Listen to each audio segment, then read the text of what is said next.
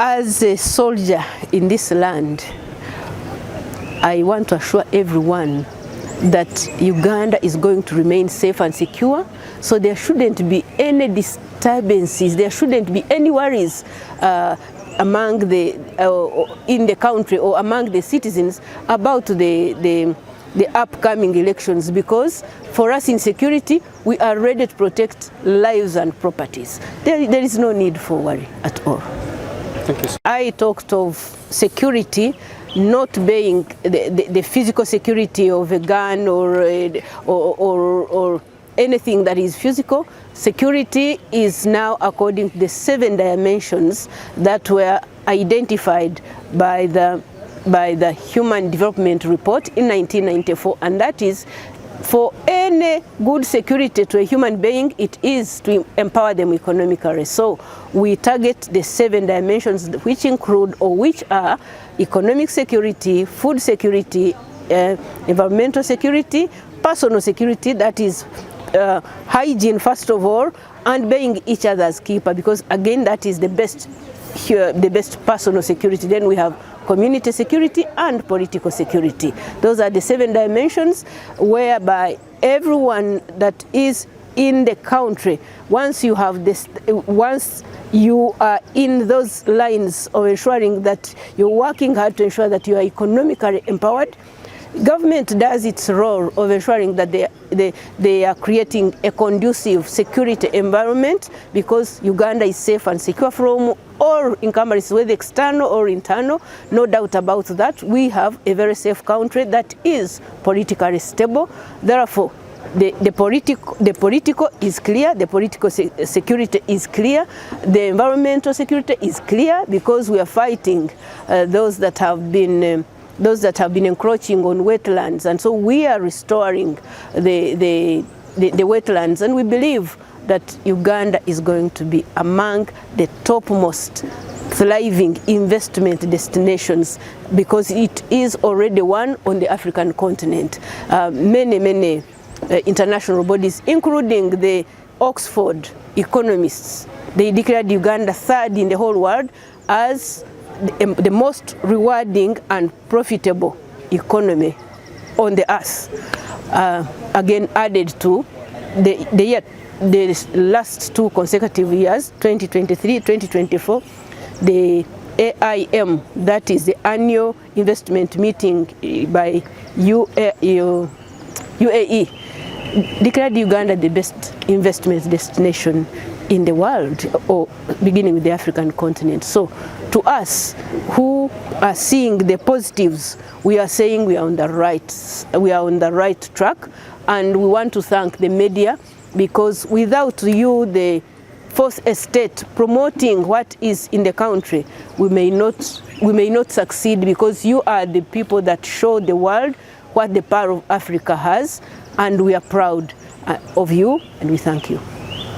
Thank you so much. The discussion together from the banker, is the World Bank, who is a banker but also a development partner, to the venture capital, to Post Bank, to protection of investment, the Free Zones Authority. So I want to thank, in addition to the investors, the panelists, those who actually put this program together. I must say, as an individual, I have greatly benefited. So thank you very much. The team from the ministry, from the private sector, who have been working on Kowate. Of course, I've been taking all the flowers on your behalf, but you all know that I played just a little part. Most of it is done by the foot soldiers. So we thank you, and the moderator has already told you the program for the afternoon. Please don't go away. Stay and benefit. Like everybody has said, you are the investors. And what is interesting is most of these young people you see, you even had the students. They are students, but they are directors of companies. Most of them are not just here as students, they are actually business people. So this was put together for you, and we are very happy that you have come in big numbers. I have been getting the reports of what is going on in the other conference rooms as well. So thank you everyone, and let's get back together in the afternoon.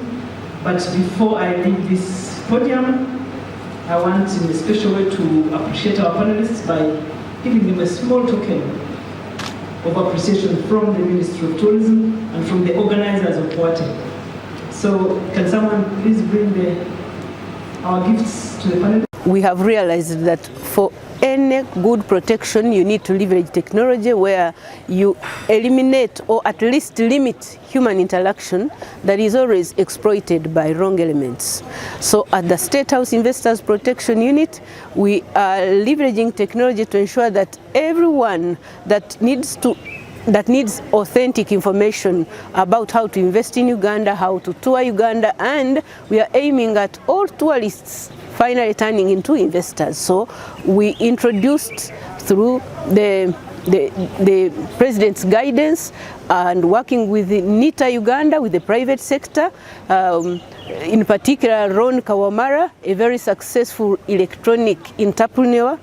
We have the Uganda's Electronic Investors Protection Portal where all government ministries, departments and agencies, as well as the Private Sector Foundation of Uganda, PSFU, we merged all agencies that promote, protect and guide investors and tourists. So today at this wonderful Pearl of Africa Expo, I was lucky to have been among the panelists to discuss how we are doing our best to ensure that we create a thriving investment climate in Uganda, and that we have already succeeded because we see the investments in Uganda increasing day by day, and the country has been declared the best investment destination on the African continent twice by the United Arab Emirates at their annual investment meeting. Anyone with a question? You talked of that Uganda has as a destination model, what it can offer. But when you look into the best way to look into is numbers, and this numbers, yes, as throughout a lot of numbers, which basically the starting point of policy and planning.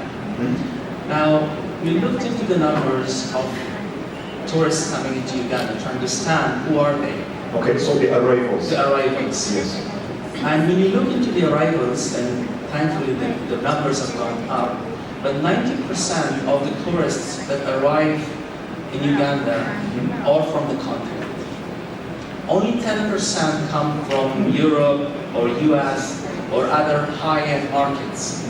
Why is this important? Because one of the key objectives of the government of Uganda is to ensure that tourists stay longer and spend more. Exactly. Because that expenditure has multiplier effect on the economy.